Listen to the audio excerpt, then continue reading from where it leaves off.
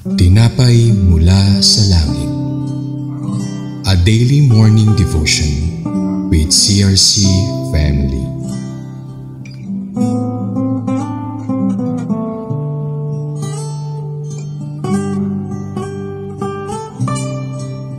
Isang mapagpalang umaga po sa ating lahat mga kapatid. Ito po ang inyong lingkod, Pastor Ben Sulat ng CRC Antipolo Daughter Church. At samahan po ninyo kami ngayong umaga sa programang Tinapay mula sa Langit, ang pang-araw-araw nating debosyon mula sa salita ng ating Panginoon.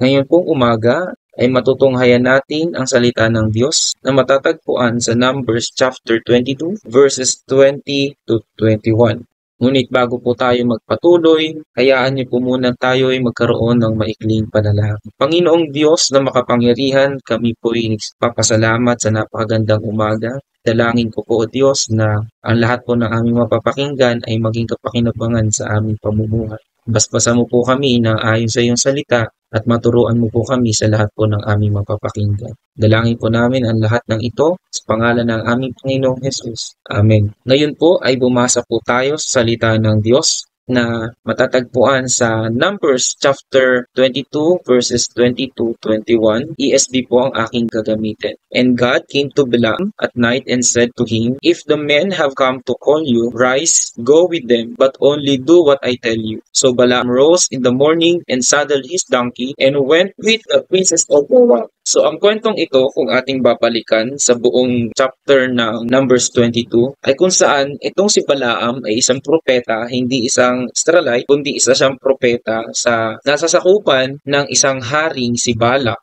sa bansang Moab. At itong si Balaam ay kumbaga mangkukulam or isang manggagamot, nanguhula at nagbibigay din ng mga palatandaan at na ginagamit sa kanilang bansa. Ngunit siya'y ginamit ng Diyos na ating Panginoon upang maging mensahero para kay Balak. Dahil nung panahon na ito, ang kampo ng Israel ay nakapasok na sa Kanaan at susundan na nilang wasakin ang bansang Moab na ang nagahari ay si Haring Balak. At si Haring Balak ay nangangamba dahil natakot sila sa ginagawa ng Israel sa lahat ng mga bansang sinasakop. Kaya nagpatawag si Balak ng isang mangkukulam o propeta para sumpain ang bayang Israel. At ito yon si Balaam. Ngayon, nangusap ang Panginoong Diyos kay Balaam at nagpadala si Balak ng mga mensahero para tawagin si Balaam. Ngunit ang Panginoon ay nangusap kay Balaam na huwag na siyang pumaroon, huwag na siyang pumunta kay Balak dahil sigurado na babagsak ang bansang Moab. Kahit iyon ang sinabi ni Balaam na hindi na sasama. Ngunit nagpadala ulit ng panibagong mensahero ang Haring Balak para sunduin si Balaam. At sa pangalawang pagkakataon, sumunod na nga itong si Balaam dahil sinabihan na nga siya ng Panginoon na sino itong mga taong ito na pumaroon sa iyo at para ikaw ay sundain. At sumunod na nga si Balaam dahil yun pinapagawa sa kanya ng Panginoon. Ngunit ito sasabihin mo kay Balak, lahat ng sasabihin ko siyang iyong sasabihin. So, para mapatuloy ang kwento, imbis na dapat sumpain ni Balaam ang Israel, ang ginawa pa nito ay binasbasan niya. Binigyan niya ng blessing dahil ito yung pinapagawa sa kanya ng Panginoong Diyos. Dahil sinabi ni Balaam kay Balak, nakita ko ang Panginoon, nangusap sa akin ang Panginoon at malinaw ang aking pag-iisip. Kaya pinapahayag niya na ang bayang Israel ay pinagpalang bayan ng Diyos. Sa katunayan nga, parang si Balaam ay nagsiselos na or nagnanais na gusto niyang maging parte siya ng bayan ng Diyos. Ngunit hindi nga siya Israelita, kaya ginamit siya ng Diyos para sabihan si Balak. May tatlong bagay akong nakita sa story na ito. Number one, Balaam is not an Israelite prophet, but the Lord used him to be a messenger to Balak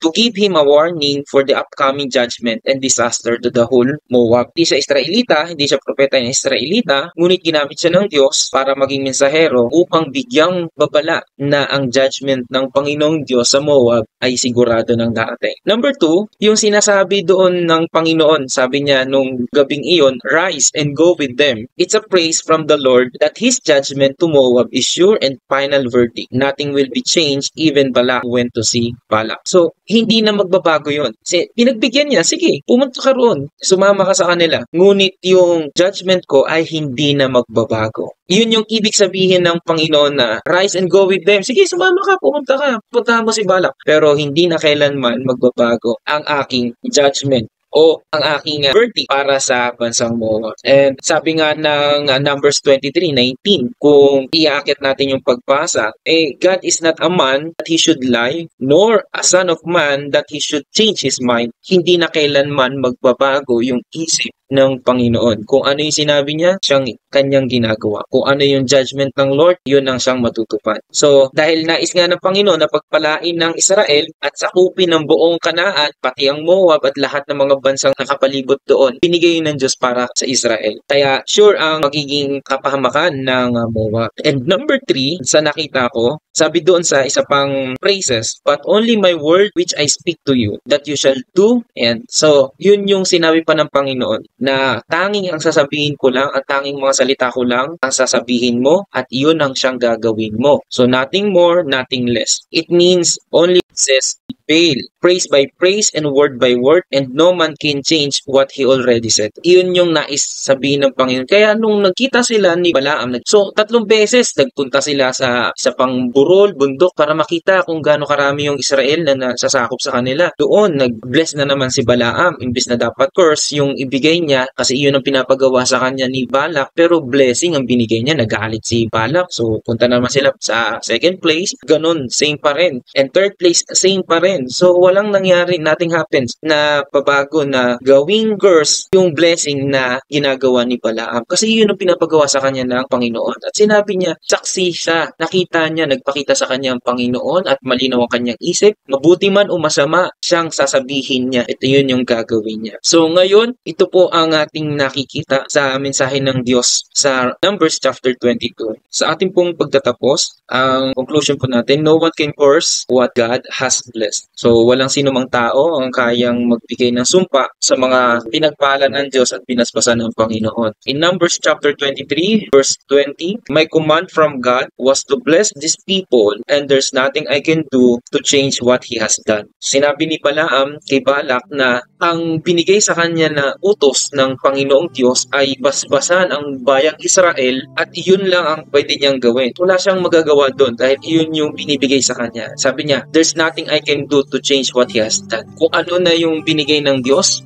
final verdict na para sa bansang Moab na sila talaga ay sasakupin ng bayang Israel. When God blesses, no one can curse. And when God curses, no one can bless. So kapag ang Diyos ang nagpala, nagbasbas, walang pwedeng sino mang magbigay ng sumpa. At kapag ang Diyos naman ang nagsumpa, walang sino mang pwedeng magbasbas. And Numbers 23 verse 8, but how can I curse those whom God has not cursed? How can I condemn those whom the Lord has not condemned? Ayan sinabi ng alingkod ng Diyos. Paano niya isusumpa ang pinasbasan ng Panginoon? At paano niya susumpain ang mga hindi sinusumpa ng Panginoong Diyos? Salamat po sa salita ng ating Panginoon. Tayo po'y magkaroon ng maikling panalangin. Amang Diyos, salamat po sa umagang pong ito. Salamat sa iyong mensahe na binigay mo po sa amin. Tunay nga, Panginoon Lord, na kapag ang tao o bayan na iyong pinagpala ay walang sino mang pwedeng sumumpa at ang mga bagay na iyong susumpain at walang tao pwedeng magbigay ng basbas, Lord God. Kung ano yung sinabi, siyang matutupad, Panginoon. Kung paano mo, O Diyos, pinagpala ang bayang Israel sa panahon din po namin, Panginoon Diyos, ay pinagpapala mo rin ang mga tao, iyong pong mga lingkod, Lord God. Sa mga tao po, O Diyos, na sumusunod sa iyong kalooban, ay pinagpapala mo sila, Lord God. Salamat po, Ama, sa mensahe mo po ito para sa amin ngayong umaga, sa pangalan po ng aming Panginoong Jesus. Amen at Amen. Praise God. Maraming salamat po sa inyong pakikibahagi sa ating programa. Lagi po nating pagnilay-nilayan ang salita ng ating Diyos mula sa ating mga puso dahil na magiging lubos ang ating pagkaunawa sa mga ito. Muli po ninyo kaming samahan sa araw ng bukas upang pagnilay-nilayan ang salita ng ating Panginoon dito sa programang Tinapay Mula sa Langit. Maaari po ninyong ibahagi ang videong ito upang maging daluyan din po kayo ng pagpapala sa iba. Maraming pong salamat at magandang umaga.